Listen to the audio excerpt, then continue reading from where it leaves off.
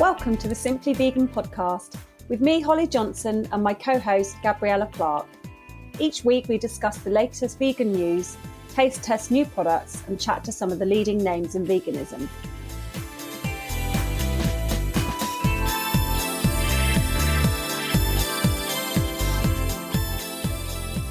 Welcome to this week's episode of the Simply Vegan podcast, and thank you so much for joining us.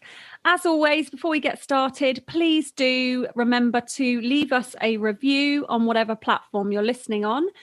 We love to hear your feedback and your suggestions for discussions, so don't forget to do that. How are you, Gabriella?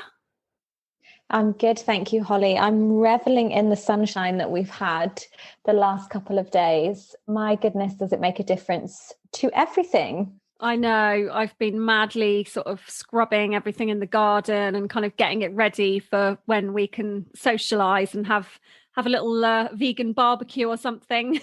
Getting very excited. I love it. I know. It felt like there was some optimism in the air, maybe some more positivity on the horizon. So thank you to the sunshine, I think, for bringing us that this weekend. Definitely. So this week marks British Pie Week. So we've been taste testing quite a few this week, haven't we? Yeah. Do you generally eat pies, Gabriella? No, I have to say, this is not something I would normally eat. My least favourite type of food is definitely pie and mash, anything with gravy. Long before I went vegan, I was a roast dinner hater, which I know is controversial. So anything in that realm is definitely my least favorite type of food. So getting to taste these pies was great because actually it's not really something I normally eat. How about you? I'm the same, actually. I mean, I do love roast dinners now and again, but I tend to find British food quite bland. However, like you say, it was nice to try some different ones, and I do love savoury pastries. So hot or cold, especially mushrooms. So the one that we tried from a company called Noble House Prepared. Now, this is kind of luxury restaurant dining delivered to your door. And this was a wild mushroom pie, which I really enjoyed. It was a really earthy, sort of rich, creamy filling, wasn't it? And a lovely pastry.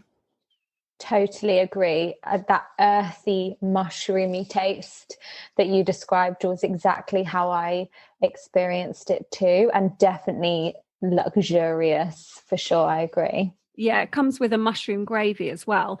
I was a bit surprised to see the price. It's a pie for one person, and it's £9.50. So that was a bit of a shocker.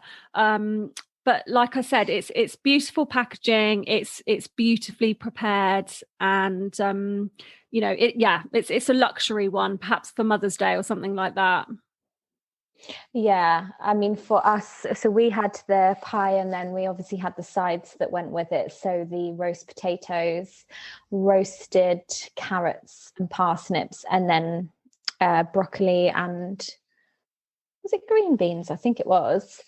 And I have to say, definitely not your average weekly meal for the cost, but it did really feel like restaurant dining, that all you had to do is kind of pop it in the oven. The packaging was beautiful. Instructions were really easy to follow.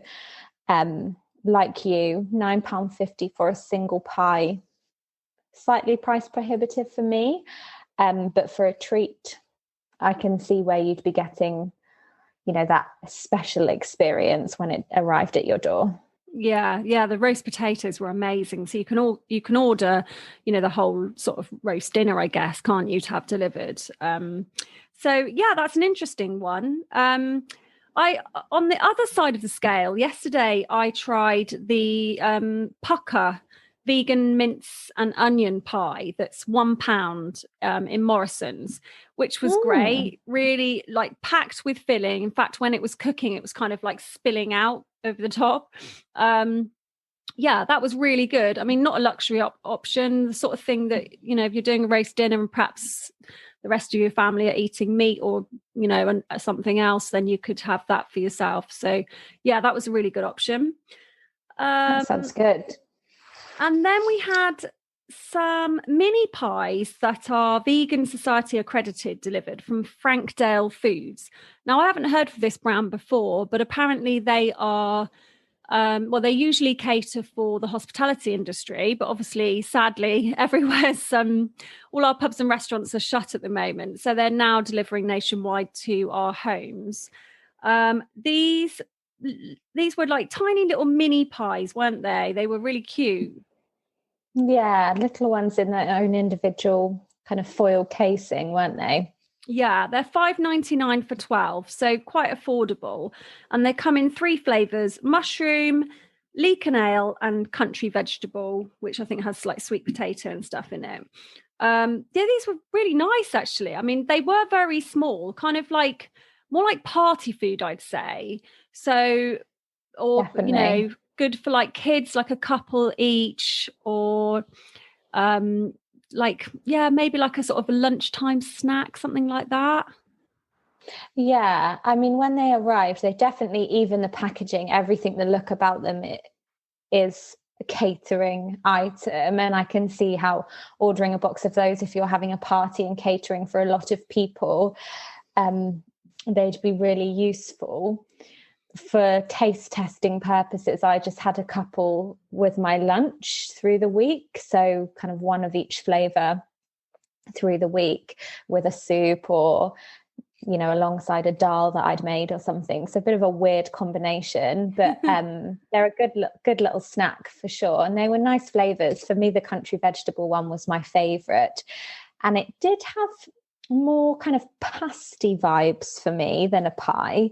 I don't know whether it's because the pastry was quite flaky, and then the filling, it was definitely reminiscent of a pasty, but in a tiny little pie form. Yeah, they're really cute. What other pies have you tried in the past? Have you tried the Clive's ones and the Pie Minister? No, I'd have to say, if I was looking to buy one to cook at home, which is quite rare, one of the brands I really like is Higgidy. Oh, yeah, I love Higgidy. Yeah, I'd say that would be my go-to, not just for kind of a pie to put in the oven, but even some of their snack, easy to eat on the go items. I believe a couple of episodes ago, maybe even at the end of last year, we tried their vegan no pork pies, which I thought were brilliant. So I'd say Higgidy was my go-to brand. How about you? Yeah, I loved those pork pies. I actually we tried them in the run up to Christmas, didn't we? And Yeah. I don't know why, but I don't remember being blown away when I first tried them. And since I've found them in my local Waitrose, I've bought them a couple of times when they've been on offer, and I love them. They're kind of like lentils, aren't they? They're sort of a healthy-ish filling rather than, you know, processed. Obviously, you know, not 100% healthy because you've got the pastry, but yeah, really, really tasty. I love those. I think they're nice because, I mean, I would never have eaten a pork pie before I went vegan anyway. That wouldn't be something a flavor I'd choose to eat. But because they have that more lentily vegetable filling, but the pastry outer is very reminiscent of a pork pie, for me, it was the perfect balance between the two. Yeah. Well, British Pie Week, everybody go and try some new vegan pies, and or even try and cook some at home. I don't tend to cook pies at home. I tend to sometimes make like a mushroom Wellington, which I love. It's become a bit of a speciality, which is nice. Yeah, with pies as well, it's a great way to get everybody in the family who might not be vegan trying really hearty, filling, wholesome vegan food. And anything where it's like mushrooms and a rich gravy, and the pastry still gives off a really meaty texture, I think. So a bit of a crowd pleaser if you've got non-vegans in the household that you want to entice in. Definitely. So let's move on to a story that I discovered this week. It's a study that it's not a brand new study, but it's something I hadn't come across before. And it's a study that says that for the most diverse gut microbes, we should be eating 30 plants a week. So in plants, they include vegetables, fruit, herbs and spices, nuts and seeds, and kind of salad items. Do you think you get 30 a week? I would like to think that I do, actually. Yeah. I think I'd like to think that I do. I know it might not necessarily sound that way from this podcast when I seem to enjoy a lot of pork pies and chocolate bars. But yeah, we tend to, especially with our breakfast and then our evening meal, cram those meals full of seeds and nuts and fruit in the mornings for sure. And then in the evenings, generally, I'd say between 4 and 5 different types of veg within the evening meal. I would have fruit as a snack through the day. We tend to have quite a lot of nuts in our evening meal as well. So through the week, I'd like to think I make 30. Yeah. Yeah. How about you? It does sound like a lot, doesn't it? And you kind of, I mean, I'm the same. I love nuts. I'll always have nuts and seeds, and obviously like fruit for breakfast, whether it's a smoothie or perhaps like granola with some fruit on top. But when you're talking 30 different, plant-based foods, you kind of think, well, am I getting that many? But I think if you take into account herbs, you might cook with some basil. I think I probably do. Like you, I kind of pack in as much to every meal as I can. So for breakfast, like I said, I often have a smoothie or sometimes porridge, but I'll always put something in the porridge just to kind of give it that extra, nutrient boost. For lunch at the moment, I'm loving my salads because I get the Riverford boxes every week. You just kind of get such a nice mix of salad leaves, and they count, by the way. So if you have like different salad leaves, they count towards your 30 a week, which Brilliant. Is good to know. So you can tick a few off there. And I tend to get my Riverford box, which comes on a Monday. Then I make up a massive bowl of salad that I then kind of eat throughout the week. Well, it doesn't actually last that long because I eat quite a lot. But yeah, get the seeds on top and like roasted beetroot or walnuts and pear. And I just kind of mix it up like that. Sometimes have it with some delicious chickpea tuna. And then dinner obviously is sometimes a bit more difficult because you're kind of feeding everyone for dinner, aren't you? So you're trying to find something that's going to please, a 42-year-old woman who wants something healthy and a 9-year-old boy who wants pie and mash, Gabriella, which wouldn't be... So that can be difficult. I did cook a roast yesterday just to try and get lots of veg into him. But yeah, I mean, things like lentils, I'll often hide mushrooms in things, so blend them up and put them in a sauce. So yeah, it's very interesting. And kind of a different take on the 5 a day, isn't it? Definitely. Maybe for through the week, we should tally up how many we are using just without kind of putting any extra effort in, just to see if you come in way under what you thought you did or pleasantly surprised. It would be a good way to check, wouldn't it? That's a really good idea. Should we challenge ourselves to do that this week? Yeah, let's not get competitive. Don't add all your extra leaves into your salad to try and rival me. I'm afraid I'm very competitive, so I'm I'm going to do that.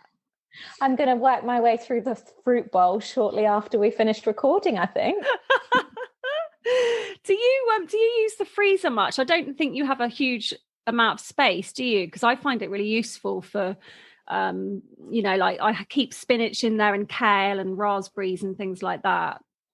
Yeah, so we have a really small freezer just in the top of our fridge. So it's literally a 1 drawer, 1 compartment thing. And we use it. The only thing you'll ever find in there is frozen fruit for smoothies, and then peas and edamame. I love edamame. Yum. And maybe some frozen broccoli. but all the rest of our veg and fruit we tend to eat fresh. But yeah, definitely love frozen fruit for smoothies for sure. Yeah, it's just such an easy way to kind of have it there all the time, isn't it? And you're not panicking about it going off in the fridge and not eating it in time. And we've started, because since doing the river food, which I keep banging on about, I know, but I do love it. We've had a bit of a surplus of onions, so we've kind of chopped up loads of onion and put it in freezer bags. So now if I'm cooking a meal, it's so easy. I literally just grab a handful of chopped onion and throw it into the wok, and then you're just good to go, which is a bit of a revelation for me. Brilliant, because that is, quite a laborious part of preparing dinner, is peeling, chopping, crying over an onion, getting it in the pan. I I'm hate all for a chopping time onions. saver. Yeah, me too. Literally my pet hate. So yeah, there's a few good tips there, I reckon. Make sure you follow us on Instagram and let us know what you think. Share your tips for getting your 30 a week, or just packing in the fruit and veg to your vegan diet. We're at Simply Vegan Podcast and Vegan Food and Living. Next up, I speak to Jenya Di Pierro, who is a herbalist and runs a luxury well-being spa in Notting Hill. So I'm really interested to hear what she has to say about incorporating herbs into our diet. Do you tend to drink sort of herbal teas and things like that? Yeah, I do actually. As I'm a tea and coffee fan in general, but certainly in the evenings, something like a chamomile tea or peppermint. And then I do like to drink fresh mint tea and fresh lemon and ginger tea as well. So just the fresh mint or lemon and ginger in hot water. Oh, that sounds lovely. Yeah, we have a little teapot that almost has like a strainer lid, and we just pack it with sliced fresh ginger, lemon, turmeric, a bit of black pepper and hot water, and then let it sit there for a while and then pour it out. That's such a great idea, because that's really sort of immune boosting, isn't it? Yeah. Especially, I might have to try that. You're winning against me. I'll see you next week at the final, Holly. Oh, brilliant. We'll keep listening to hear from Jenya Di Pierro. She's a herbalist and naturopath, and she's going to be telling us how to optimize our plant-based diets with the use of herbs.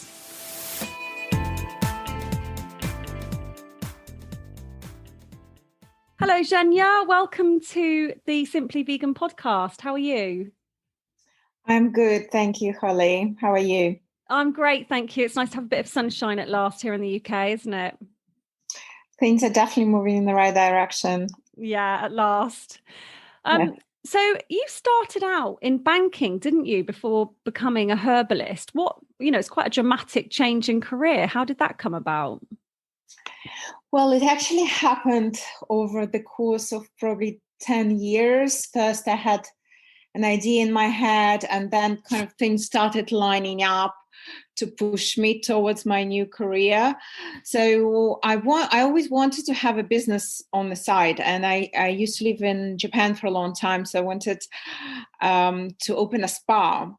And then I started studying naturopathy, and I was actually trying to help my father overcome quite a serious illness, and he's fine now, but I've taken short courses, nutrition, herbs, and then there was this goosebump moment when I was studying herbs, and I realized that there's this amazing source of vitality all around us, in the fields, in our garden, in our fridge, and only if we knew how to harness their power would be so much happier and healthier. And that's when I knew that this will be my future career. And then by then the idea grew bigger and bigger. So in addition to spa and wellness clinic, we wanted to set up a brasserie, which of course is so vital to wellness.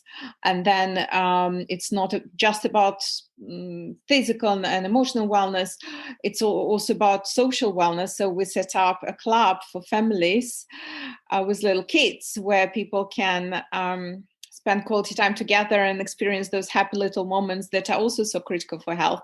So very quickly, idea grew so big that I just couldn't do it all, and I had to pick, and I quit banking and made this my full-time job. Fantastic. So at what point did you start eating a plant-based diet? That happened actually already maybe 15 years ago. Okay. During my time in Asia, I was getting into animal rights, and I became one of the members and donors of PETA, People for Ethical Treatment of Animals. So everything kind of came from the animal angle, but then, of course, as I started studying naturopathy and realized that this is also a very healthy way of living, because meat and fish are very polluted. And if you don't have access to organic produce, then you're kind of adding a lot of toxins into your life, and our air and the water, and we're kind of surrounded by toxins. So there was another reason. And then a very big part of our philosophy at the club is sustainability, and then being vegan contributes significantly towards reducing our environmental footprint. So it started with animals, but then there were so many other reasons which made this conviction stronger. And in fact, it's the same case with different clients that we have. People come from lots of different avenues to being a vegan. Yeah, it tends to sort of start with one of the three main reasons, doesn't it? And then as soon as you kind of start learning about the others, you're like, oh, yes. I can tick that box as well. Exactly. Yeah, so many reasons to make the change. When we think of herbs, a lot of us kind of think of adding, like your basic herbs like basil to your, Italian pasta, or perhaps a bit of coriander in your guacamole. So, yeah, we often think about herbs adding flavour rather than using them for health. I certainly don't ever think, sort of count them towards my 5 a day, for example. So how does herbalism work? Well, it works on so many different levels. I love when people think of herbs as a piece of basil to add to their pasta, because herbs don't have to be treated like a full-on medicine that you need to remember to take. It can be part of our diet, and the more diversity you introduce, the healthier you're going to be. So, herbs have millions of different phytochemicals, and our microbiome needs millions of different types of foods, because it's just a very diverse ecosystem. And adding herbs can, instead of thinking 5 a day, it's not very practical for you to eat 20 a day, right? But it's very easy to add 20 different herbs into your spice mix. And, herbs like basil, a lot of aromatic, thyme, rosemary, well, provided you eat it raw or as an infusion, not kind of over fried on your roast potato. So those kind of aromatic herbs, they're key to our digestive system because they stimulate production of enzymes, but also they've got volatile oils which boost our immune system. So, growing thyme, rosemary on your windowsill, they grow all year round. And simply adding a little bit into your salad will already go a long way towards protecting us from all sorts of pathogens. And then spices like cumin, turmeric. Turmeric is also quite critical for immune health. But spices, for example, in a curry, will give you the most vibrant health in terms of benefits of not just digestive and immune system, but also hormonal health, skin health. So kind of all around medicine that you actually don't notice and don't kind of need to remember to take. But then, of course, when you come to say a herbalist, it becomes a slightly different conversation, because you need to understand everything about the person, from the history of their health to whatever symptoms they're experiencing. They might be completely healthy, but they just want to eat better, or they have some other wellness goals.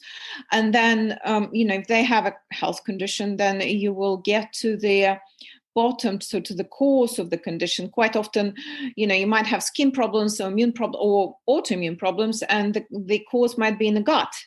So you will focus very specifically on gut health, or stress, which is a precursor of most every condition that our modern society suffers from, and then you'll work with that element, and then you will use herbs quite often in a form of tincture, which is kind of an alcohol-based extract, which is a little bit stronger.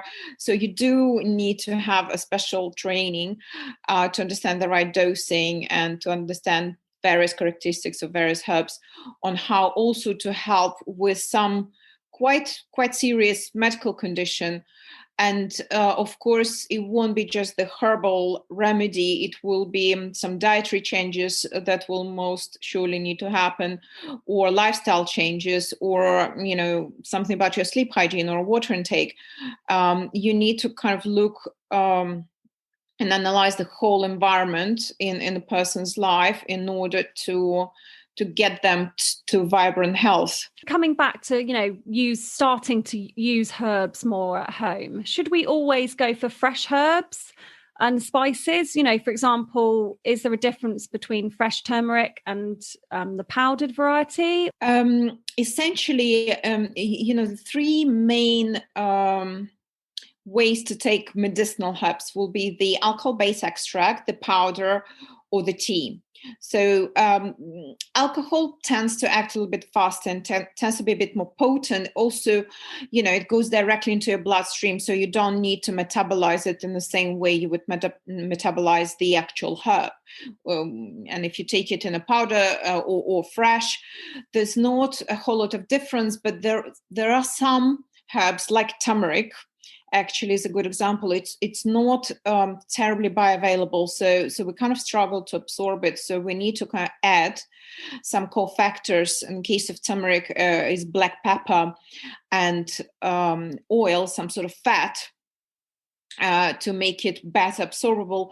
Or in fact, it's one herb that kind of supplements have done a great job of extracting the active ingredient called curcumin. And if you really suffer from very, very serious inflammation, I would recommend actually to go for a supplement. And literally, that's the only herb that I don't use in this traditional form. I still use it, you know, in my curries and in my juices. But there's a little bit of a question of how much of that we can absorb. So, of course, when we are talking about kind of warmer time of the year, when everything is fresh, it's better to eat herbs fresh. But we don't always have that luxury. That's why, you know, we'd make tincture. And if we're talking about sort of simple culinary herbs, you can even create your own tincture by mixing a herb or a berry with vodka, and it will keep for a few years. And, you know, to create a proper medical formula, you need to understand the quantities and so on. But, you know, for just home use, you can just make it 1 to 6 and have a nice source of medicine that will keep throughout the year. There's also another way of making herbs at home, which I absolutely love, are medicinal vinegars. So this is something I drink throughout, you know, cold and flu season, but also just a lovely salad dressing where you infuse vinegar. Apple cider vinegar is the best one. It also has some probiotic features through something called mother. So it needs to be raw apple cider vinegar. And then you can grate some horseradish, onion, garlic. All of these are very, very potent antimicrobials. And also they have affinity to respiratory tract. So they're very good for colds and flus and cough and you know, even kind of serious conditions like pneumonia. And you essentially infuse it for a couple of weeks, and then you strain, and you have a very lovely medicine that also is very tasty. I just add it kind of into salads, and again, this is something that can be preserved throughout winter. Another way of kind of making the most of nutrients during winter is fermentation. So sauerkraut, which I recommend everybody to make from scratch. And I can see it on my patients whenever they make homemade sauerkraut or kind of buy, the result on their gut is very, very different. And this is actually how we kind of used to get vitamins and other nutrients in winter. Before, we didn't have fresh fruit and veg, so we used to ferment whatever we could. And sauerkraut was an excellent source of vitamin C and also excellent source of fiber. And again, it can, once you made it, it will keep in your fridge for 3-4 months. And very tasty, easy, very easy to add into salads, or you can just mix with olive oil and eat it as a starter. Yeah, so long story short, fresh is great. And if you grow rosemary, thyme, and so on, then make sure you add a few of those raw into your salads. But then there are a lot of other ways where you can make vinegars, tinctures, syrups, and you can preserve it throughout winter. Fantastic. I love sauerkraut, but I've yet to make it.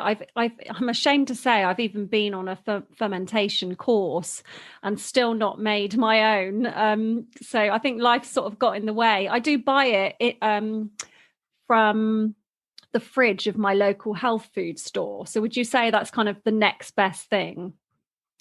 Yeah, I like to be in control of my ingredients. So if producer, local farmers, people who kind of don't dilute with water or add probiotics.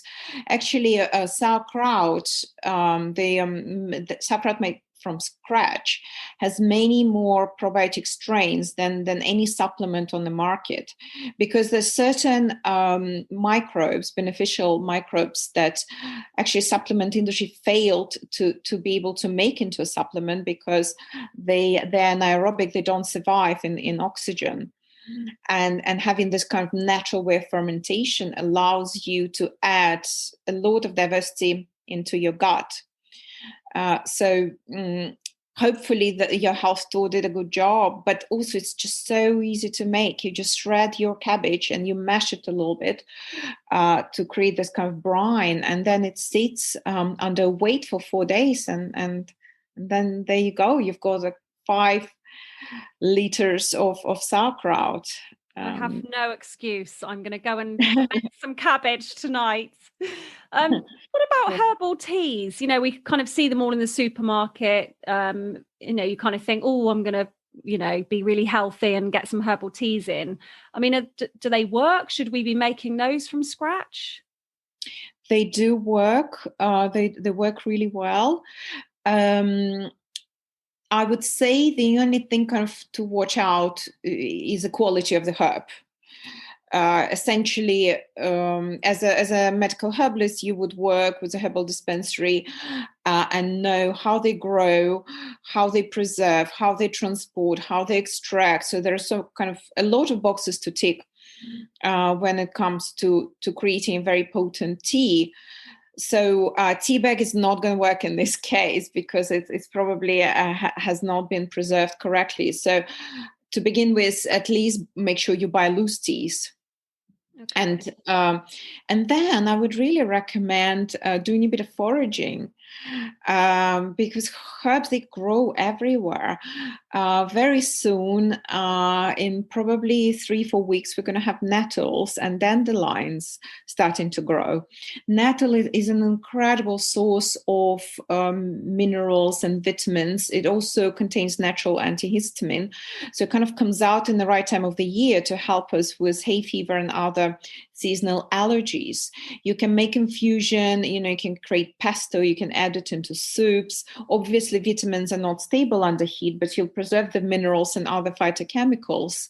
And you actually, nettle is the most potent when it's young and the shoots are really kind of new, but actually it regrows very quickly. So if you grow it in your garden, or you can even find the corner of the park where you can harvest it.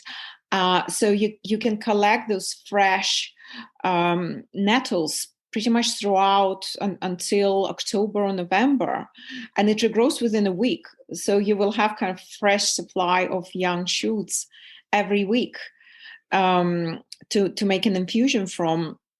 And then the same with dandelions. Dandelions grow everywhere. Leaves, they're slightly bitter. They're excellent source of kind of bitters for digestive system, to detoxify, to increase enzyme production and bile, and to kind of speed up detoxification, which is so crucial, after winter when our body is a little bit sluggish. And we need, to improve metabolism, to speed up metabolism. And then, so both of these herbs, they come up in exactly the right time of the year for us to do a little bit of a detox, to nourish ourselves with minerals and vitamins. And there are so many examples of these herbs growing everywhere. And in this case, you can dry it yourself and create your own bespoke herbal tea. Chamomile, of course, calendula grows everywhere in everyone's garden. Echinacea as well, a bit later in the year. But failing that, I would say health store is a good second option, or of course a herbalist who will also be able to advise, what tea would suit what condition. Yeah. Well, it's amazing that, I've been out doing some weeding in the garden. I'm pulling all these things up and throwing them in the garden waste or the compost. Please don't. Oh my God. I had such a trauma when a new gardener came, and I sort of forgot to tell them sort of what to do and what not to do. And before I knew it, they pulled all of my nettles, all of my dandelion out of my garden. We're obviously chatting on Zoom, and I have to say, you really are the picture of health. You look amazing. What do you eat on an average day? I can't say I'm perfect in my food choices. And as a herbalist, I'm more about a balance. I kind of want to allow my patients to enjoy life and enjoy food rather than kind of exclude lots of food groups. So I'm more into finding alternatives to pretty much everything people want to enjoy, and advising healthier cooking methods. But I do try to be organic as possible, and seasonal, and local. That's when you're going to get the most nutrition out of the foods that you eat. So in winter, I already mentioned, I eat a lot of sauerkraut. I eat a lot of mushrooms. So I make mushroom fritters. Just made a post about of that recipe if you're interested. And with maybe brown rice. I make a lot of curries. I like kind of Indian food because it's hearty and it's healthy, and it's warming, and it improves circulation and assimilation, which is one of kind of challenges that you have in winter. It's not really healthy to eat raw foods in winter because they're cooling and our body struggles to digest them. So it makes something like dal or another kind of Indian curry.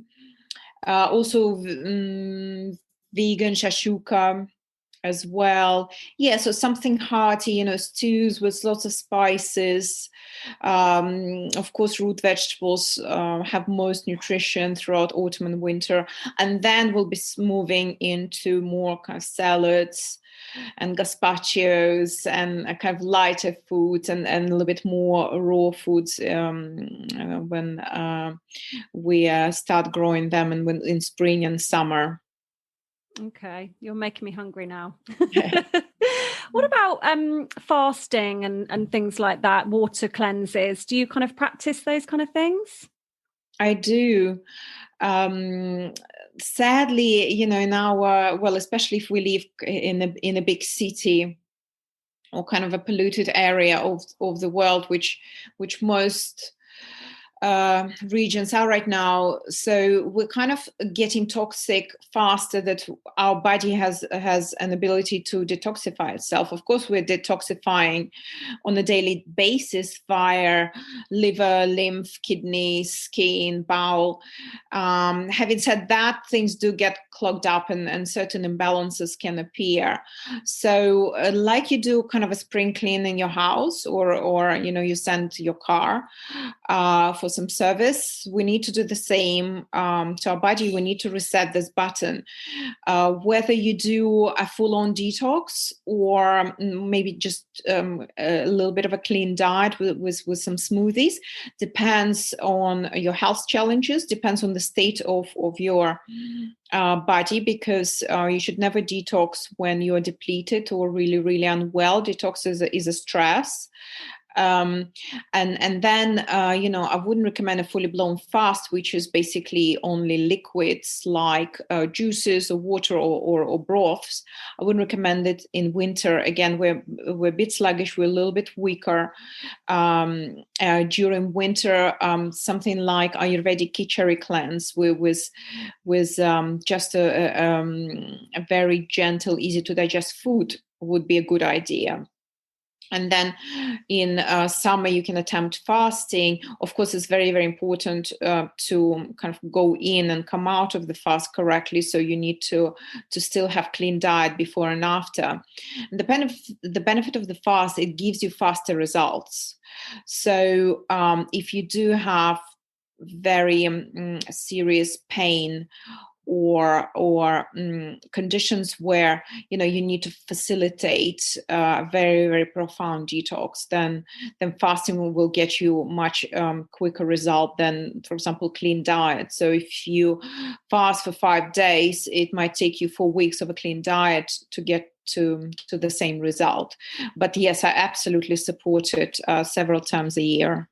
Yeah, I find it really good. Do you kind of start the day with lemon water? I start the day with just warm water. Okay. And then followed by juice.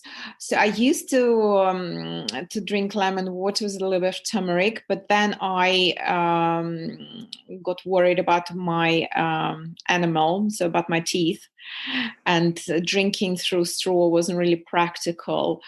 So it's a good way to kickstart your digestion. But failing that, a bit of warm water, and then I tend to make my own juices depending on what is in season and what are my goals. And after that, I've got kind of depends on what we are keen on. But these days we make our own homemade muesli, and then we add some superfoods like chia seeds and hemp seeds and flax seeds, walnuts, and a bit of coconut yogurt, and a secret ingredient, which is organic decaf coffee. Oh, and raw chocolate, and maybe a couple of drops of yacon syrup or something which has a low glycemic index. Yeah, so this is our kind of bowl of goodness, and there's no one way. Some people love a smoothie. I tend to do it more kind of in summer. Others can have this tonic where they juice turmeric and add a little bit of pepper and coconut milk and lemon and ginger, which is really, really lovely. Yeah, so there's no one way, but water with lemon is a good idea. You just need to drink it through a straw. Okay. So you mentioned your spa, Cloud 12 in Notting Hill earlier. It looks absolutely beautiful. I mean, especially at the moment when we can't, presumably are you closed at the moment with lockdown? We are, but we're already taking bookings. We're opening on April the 12th, and people are, thank God, lining up to use it. Yeah, I mean, anyone that, go onto your website and have a look, you will want to book up straight away. So you've got a wellness clinic and a yoga studio and obviously the spa. What caught my eye was some of the dishes on the menu. You've got kimchi fritters, herby vegan arancini, a smoothie and juice bar. Just, looks delicious.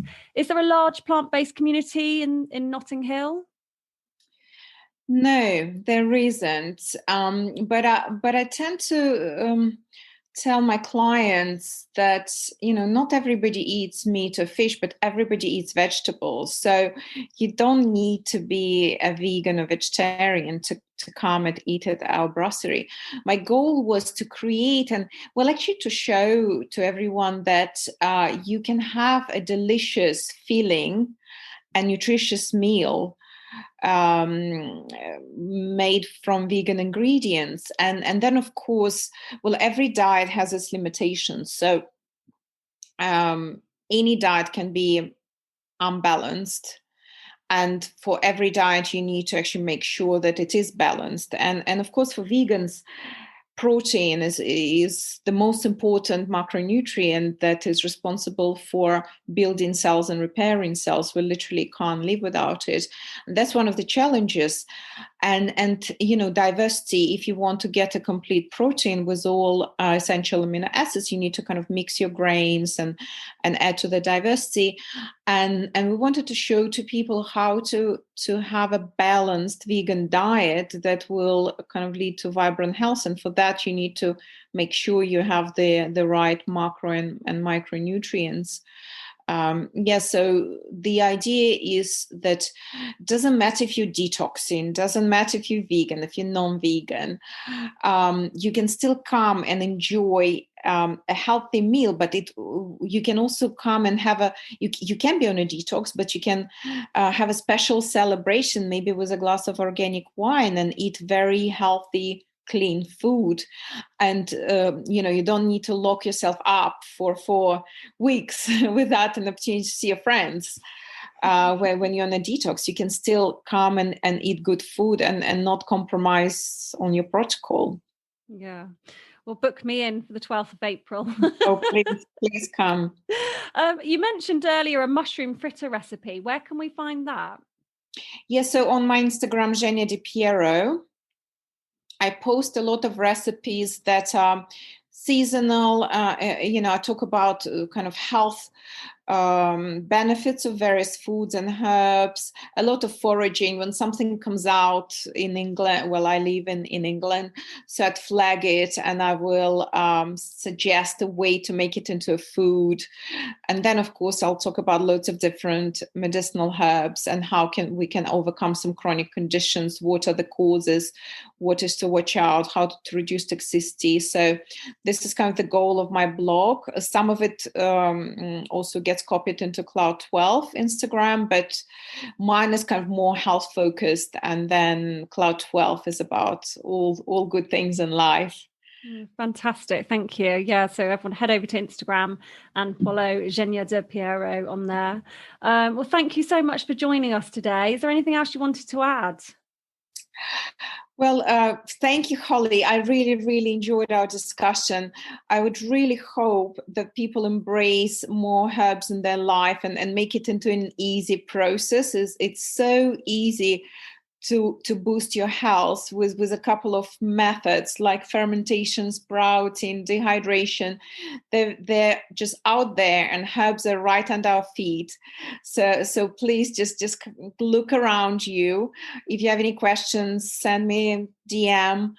And I think people also need to embrace more vegan diet. You don't need to be a vegan, but as Peter said, if we become vegans half of the week, then 50% of the world will become vegan. So we don't need to be vegan. We can still try and feel and enjoy health benefits of this diet.